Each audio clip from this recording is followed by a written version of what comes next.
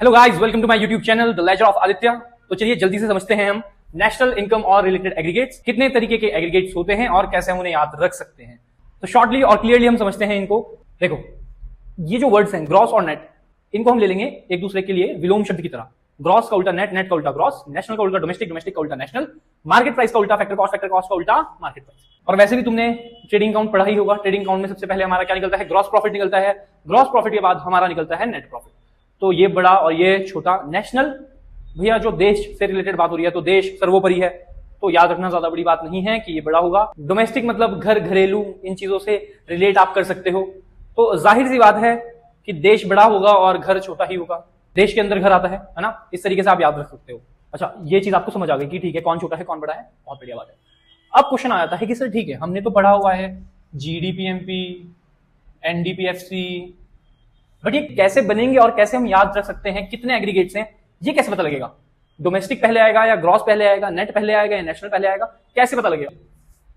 अब ये नेशनल और डोमेस्टिक ऐसे समझोगी ये एक तरीके के नाम है, ठीक है। नेशनल को हम एज अ बॉय ट्रीट कर लेते हैं, डोमेस्टिक को हम एज अ गर्ल ट्रीट कर लेते हैं, ठीक है। तो ये एक तरीके का नाम हो गया, ये आदित्य हो गया, ये अदिति। देखो, नाम कभी भी डायरेक्ट नहीं आता, मतलब उससे पहले या तो मिस्टर आएगा या मिस आएगा या मिसेज आएगा, कुछ ना कुछ आता है। तो हम ग्रॉस को एज मिस्टर ले लेते हैं और नेट को हम मिस या मिसेस ले लेते हैं, ठीक है। तो अब क्लियर हो गया कि सबसे पहले क्या आएगा। नाम तो डायरेक्ट नहीं आ सकता क्योंकि आता नहीं, उससे पहले क्या आती है? या तो मिस्टर आएगा या तो मिसेस आएगा, ठीक है। अब देखो, जैसे फॉर एग्जांपल आप कर रहे हो 23 इंटू 26, कभी इन दोनों का इंटू होता है, सुना है कभी? अगर जो मैं बोलूं 23 इंटू 26 करो तो 2 का इंटू 3 से या 2 का इंटू 6 से होगा क्या? कभी नहीं होगा। बस सेम वैसा ही तो है, मल्टीप्लीकेशन ही तो है दोस्त। ग्रॉस और नेट का हो नहीं सकता, नेशनल और डोमेस्टिक का इंटू हो नहीं सकता, तो होगा किसका? देखो कैसे निकालते हैं मल्टीप्लीकेशन। एक बार हम इसका इंटू इससे करते हैं, 6 का 3 है और 6 का सेम 2 का 3 से करते हैं और 2 का 2 से, बस वैसा ही करना है। अब देखो, ग्रॉस को मैं एज ए जी रिप्रेजेंट करूंगा, एन नेट को एन, नेशनल को एन और डोमेस्टिक को डी, ठीक है।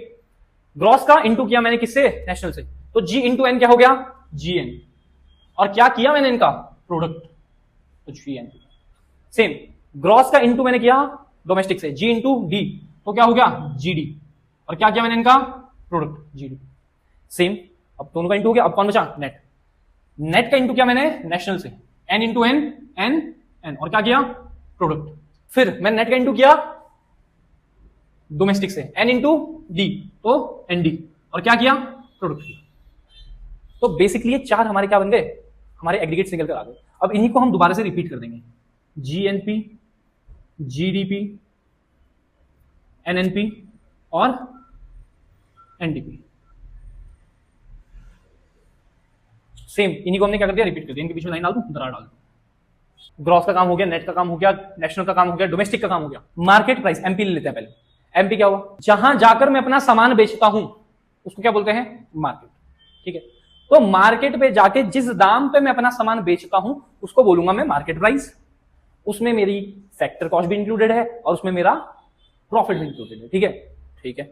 अभी हम लिख लेते हैं यहां पर कि जो मेरा प्राइस है उसमें मेरा प्रॉफिट भी इंक्लूडेड रहता है और फैक्टर कॉस्ट भी इंक्लूडेड रहती है, ठीक। और फैक्टर कॉस्ट ऐसा समझिए कि किसी चीज को बनाने में मेरी लागत कितनी आई है, वो बेसिकली मेरा क्या हो गया? फैक्टर कॉस्ट, ठीक है।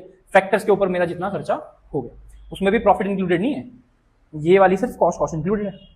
एक लकड़ी एक फैक्ट्री में पड़ी है जो भी प्रोसेसिंग में चल रही है ना, जिसका भी डाइनिंग टेबल बनना है या बेड बनना है, जो भी बनना है, उसकी कॉस्ट ज्यादा होगी, या वो लकड़ी पूरी प्रोसेस हो चुकी है, बेड वगैरह बन चुका है और वो मार्केट में आई है, या उसकी कीमत ज्यादा होगी?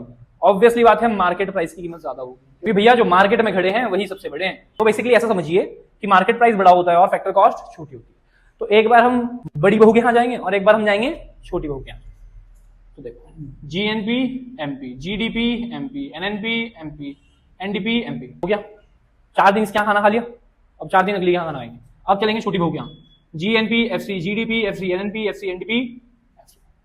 तो बेसिकली हमारे सिर्फ और सिर्फ 8 एग्रीगेट्स होते हैं। इस तरीके से आप याद रख सकते हो। सो आई होप अब आप कंफ्यूज नहीं होंगे, अब आपको समझ आ गया है, आपको रटने की जरूरत नहीं पड़ेगी। तो ऐसे ही किसी भी कॉमर्स सब्जेक्ट के कॉन्सेप्ट जानने के लिए, उनको सिंप्लीफाई करने के लिए मुझे फॉलो कीजिए। Do let me know in the comments which topic you want me to simplify the next.